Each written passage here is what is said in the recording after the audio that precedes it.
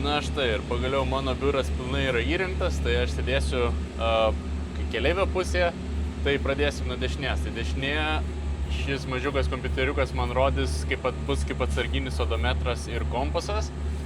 Tada per planšetę aš seksiu vidutinį laiką ir suvedinėsiu į planšetę, kur mes tiksliai esam pagal kelio knygą, kad tiksliai galėtumėt skaičiuoti atstumą tarp to vaiduoklio automobilio, ar skubam, ar atsiliekam.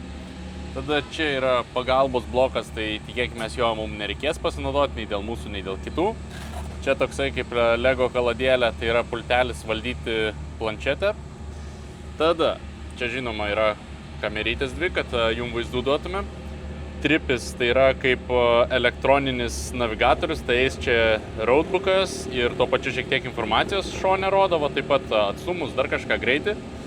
Ir čia iPhone'as atkartos realiai mano tą ekraną ir rodys vairuotojai važiuok greičiau, važiuok lėčiau, kada būsim reguliarumo testuose.